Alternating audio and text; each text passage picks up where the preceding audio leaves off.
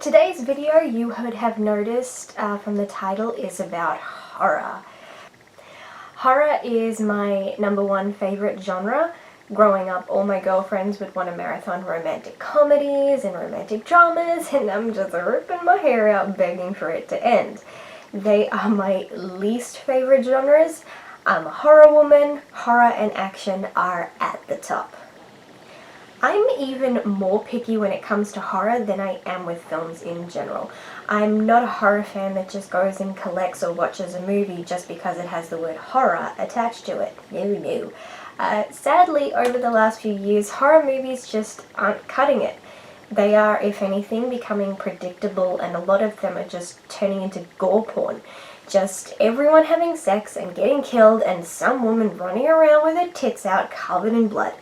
It's insulting as a woman and as a horror fan. This kind of stuff started in the 70s and 80s with movies like A Nightmare on Elm Street, Friday the 13th, and Halloween, and from there it all kind of snowballed. But what people don't realize is that today the sex and the nudity is about the studios following the sex sells method, but originally horror movies were doing it as PSAs for unsafe sex. HIV and AIDS was really starting to spread and becoming more known, and I think even teen pregnancy started to kick up a gear. So a lot of these movies took it upon themselves to be a voice for teens to not do these things. Of course, they took the more dramatic approach of, if you have unsafe sex or let someone talk you into giving up your virginity, an unkillable serial killer will come and kill you. It seems ridiculous, but it was actually rather effective because during those time periods, those movies had huge followings. I can tell you, a lot of people stopped having sex in the woods after Friday the 13th came out. So I did some thinking to try and figure out what the best elements are in horror that make the genre what it is. Eventually, I came to the conclusion that the best and most effective tools/tricks in horror can be summed up in 4 categories. I have put a list of the movies I'll be using clips from in the description box, so if you haven't seen any or some of the movies listed, do not watch the rest of this video as spoilers are involved. Also, the following examples are not me saying the films are good or bad, these are simply pointing out the moments in them that fit or don't fit the bill.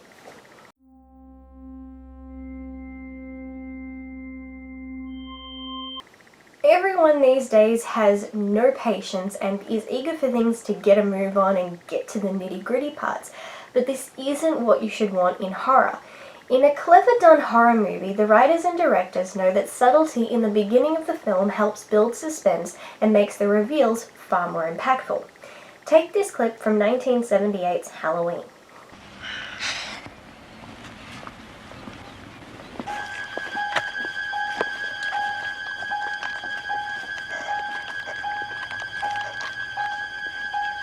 Oh, look.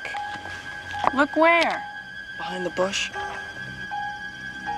I don't see anything. The guy who drove by so fast, that one you yelled at. Oh, subtle, isn't he?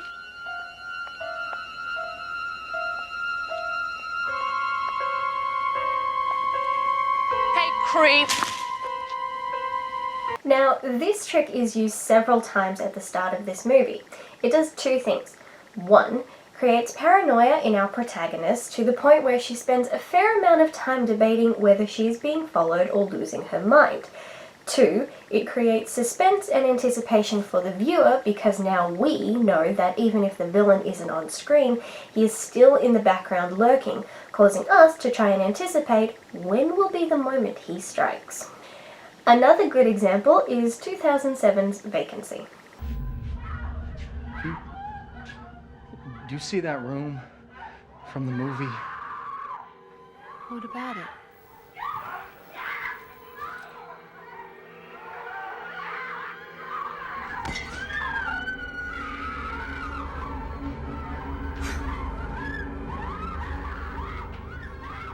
What movie is that? I don't fucking know.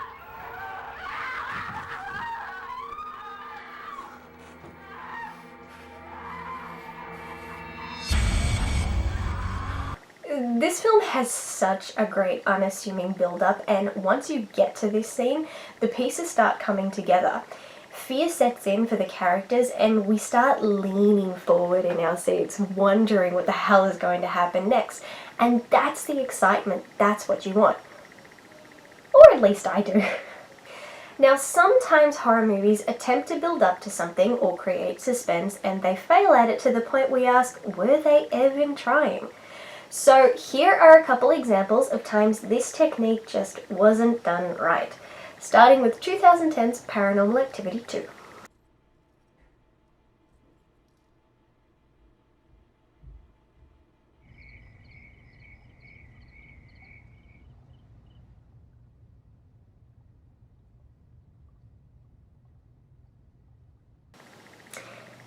Nothing builds suspense like a light bulb in a pool blowing.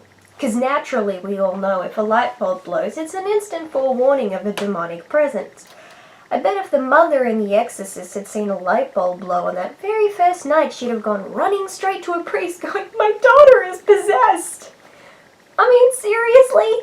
This moment takes place 8 minutes into the film. This is our very first introduction to a paranormal presence. I'm meant to feel scared and suspenseful because a light bulb submerged underwater went out? Do you have any idea how often a bulb blows in my house? I can tell you now, each time it does, I don't run off screaming, "My house is possessed!" Another poor example of suspense and build-up is 2015's Sinister 2.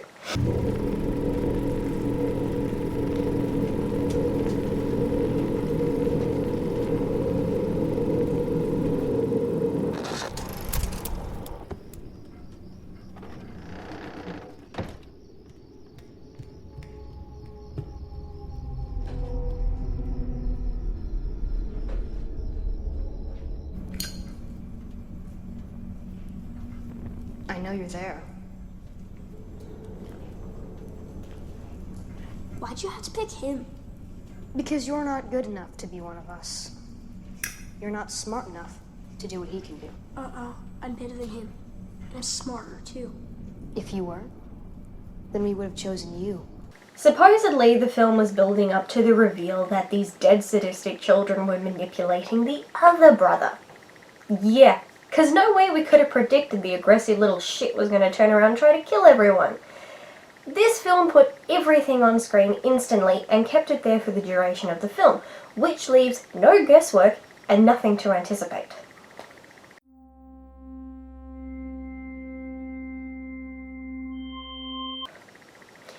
This probably seems like a ridiculous thing to expect from a horror movie, especially when most are about demons or people returning from the dead. But it is still possible to make a horror film that is realistic or believable, even with those themes. If a horror film can make you believe the events in it could happen in real life, you've got a very effective way to induce nightmares in viewers. Take 2005's Wolf Creek, for example.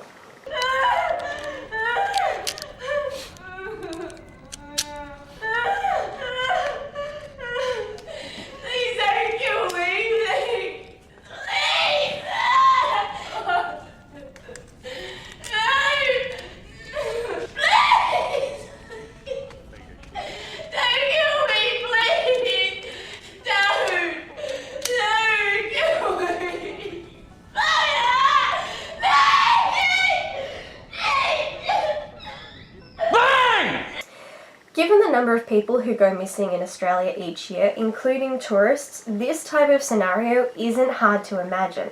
Serial killers have been around for a very long time. The concept of a serial killer who tortures and kills foreigners travelling through the outback, I can believe that. You hear a lot of true horror stories of bad things that happen to people in the outback. This film just put it on the big screen. Another good example is 2004's Saw. I want to play a game. Here's what happens if you lose. The device you're wearing is hooked into your upper and lower jaws. When the timer in the back goes off, your mouth will be permanently ripped open. Think of it like a reverse bear trap. Here, I'll show you.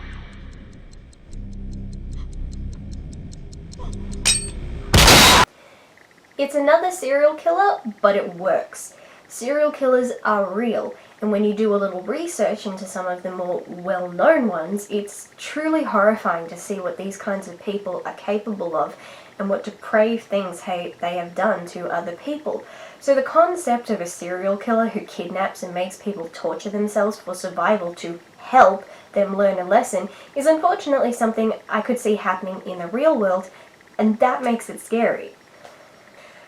Sometimes horror films, especially sequels, feel the need to up the ante to the point where they have destroyed the foundation that made them good in the first place. It usually gets so ridiculous you don't get scared because it's just completely stupid and unbelievable. Like 2013's Wolf Creek 2. Who's this fucking maggot?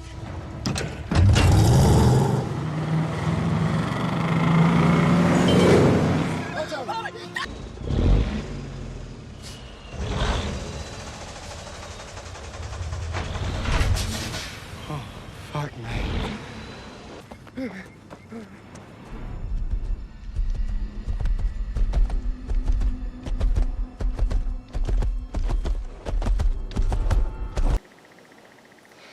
There is nothing in the outback, just wide open Australian desert.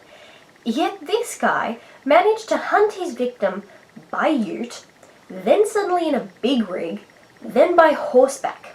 The ute I get, but how he managed to get his hands on the other two in the middle of nowhere is baffling. I could list everything wrong with this movie, but that's for another time. Another example is 1998's Bride of Chucky.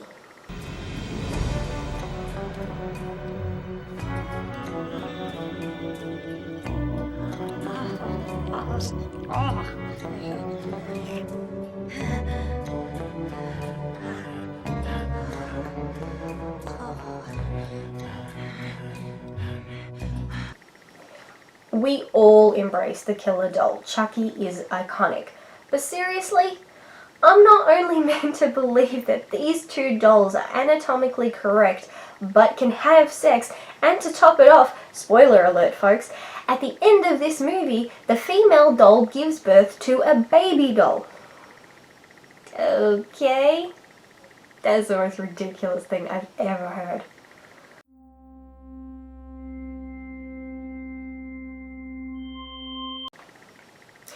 Back in the early days of horror and thriller, most violence was left off screen, mostly because it wasn't considered appropriate. All the audience were given were audio cues to let them know what was going on. However, with horror, this is still a very useful trick. It's one we saw a lot back in the 60s with horror movies done by Alfred Hitchcock or Boris Karloff's thriller series. Using an audio cue instead of a visual one forces the viewer to use their imagination to paint a picture of what's going on. And a lot of the time, what the mind can imagine is far worse than what can be put on screen. A good example of audio used in horror is this.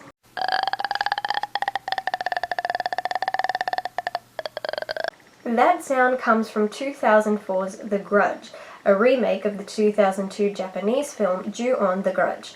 This sound I still cannot bear to listen to. The film itself no longer scares me, but the sound will bring tears to my eyes and have me running for the hills. The fact I had to get that clip for this video was traumatic. It's just one of those sounds that raises the hairs on the back of your neck. Another good example, kind of, is 2007's Dead Silence.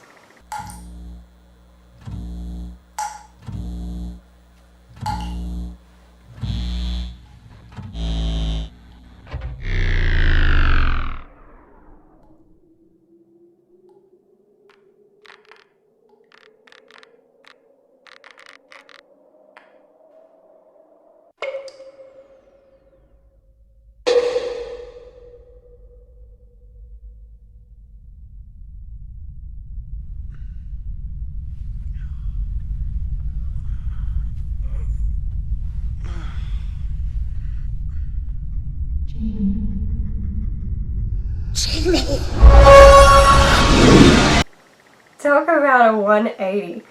Instead of using a sound cue, they threw all audio out the window in these moments. Forcing the audience to face this intense moment of complete sound deprivation was incredibly clever and very effective. The absence of sound is actually almost more confronting than the addition of extra sound. It forces you to experience that moment. And I can't imagine what it's like to be deaf or lose a sense, but if it's anything like that, it must be a terrifying experience. Sometimes additional audio does not have the desired effect, either resulting in something so unrealistic it's considered comedic, or overusing something so cliche it's pointless. Take 1990's Arachnophobia. Come on.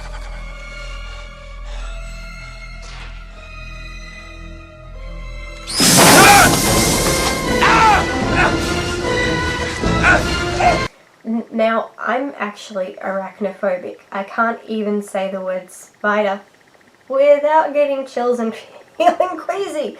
So this film is terrifying for me. But that noise?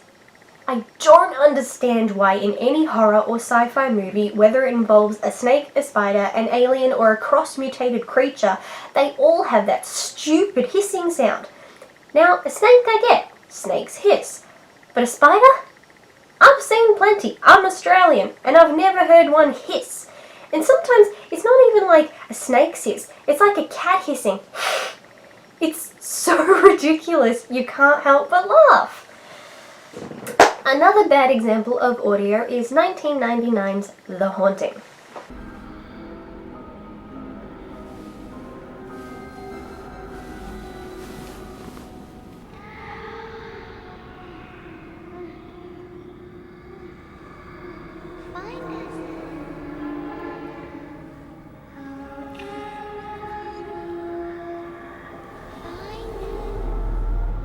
A remake of the 1963 film The Haunting, this movie has cliches all over it. They have this non-stop overuse of ghost children whispering and pleading for help, but it's almost always done in a way where it's just annoying noise.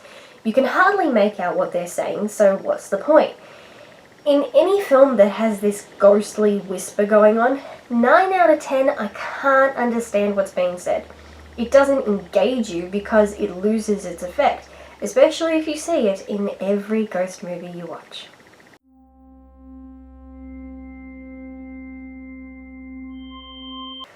Some people I know want a horror movie with a happy ending. I don't get it, but to each their own. Frankly, if you want a happy ending, go watch a comedy. Or Disney. Well, they're not always happy either. Look what happened to Mufasa. Or Bambi's mother. Childhoods were destroyed, shattered by those movies. But I digress. I think the lack of a happy ending is just the final cherry on a horror cake. If you walk away with a happy ending, you've calmed down, you've left the bad stuff behind you, and you can get to go on to whatever you're doing next. If you have a not so happy ending, you are stuck in this realization of, well, shit just got real. It holds you in that moment just a bit longer, even after the movie's over. Take a look at 1984's A Nightmare on Elm Street.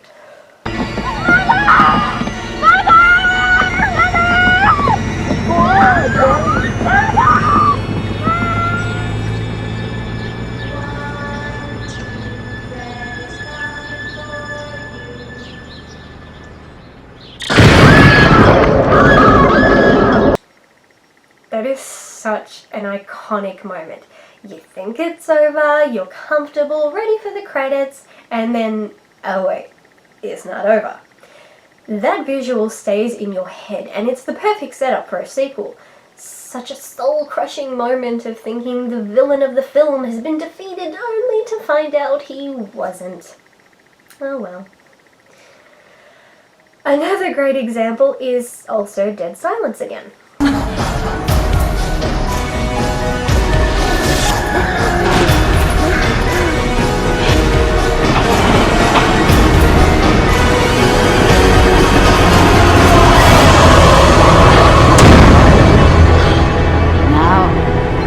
Who's the dummy?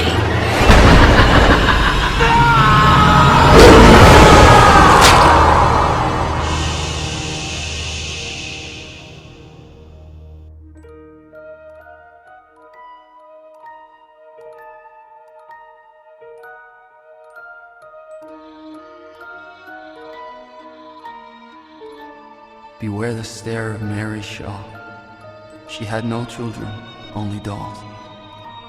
And if you see her in your dreams, be sure you never, ever scream.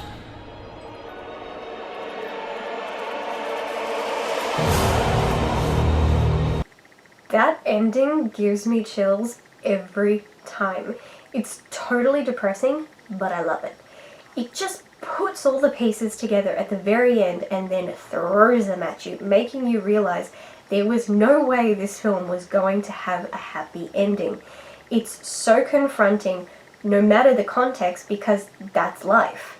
Most of the time, there isn't a happily ever after. Now, on the other hand, some horror movies try to end on a light note or just end on a stupid one, which I feel kind of ruins the tone of the film. Take 2013's The Conjuring. You did good. No, you did.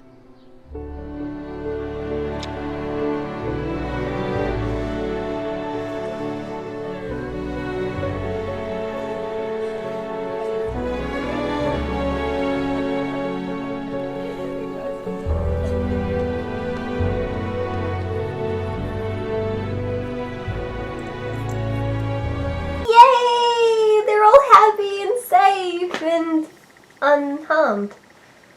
I mean, yes, the film is based on real events, so they couldn't kill a family that never died, but still, no deaths, hardly any injuries, and everyone is smiling and hugging at the end.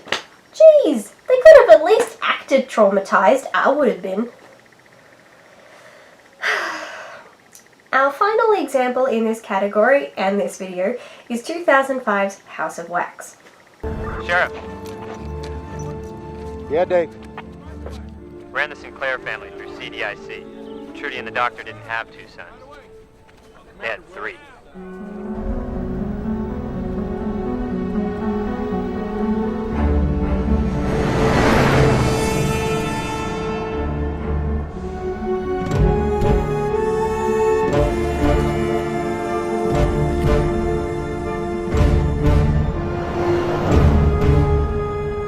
A remake of 1953's House of Wax, which itself was also a remake of 1933's Mystery of the Wax Museum. I still do not get the point of this ending. We're all happy, brother and sister alive, and get to go home, and then we've got this completely pointless reveal, which doesn't change anything in the story, certainly doesn't change the ending. It's just put there for absolutely no reason. I mean, it's not even a setup for a sequel, because he didn't do any of the wax stuff or the killing, as far as we know. So it's there to give some sort of dread in the last moments of the film, and it fails because either way, the two main characters survived and are getting the hell out of there. So that is my analysis of how to create and not create the perfect horror formula. If you think of any films that have used these methods successfully or bombed at them, let me know in the comments below. You can always follow me on social media or subscribe to this channel. Thank you so much for watching, and I'll see you next time.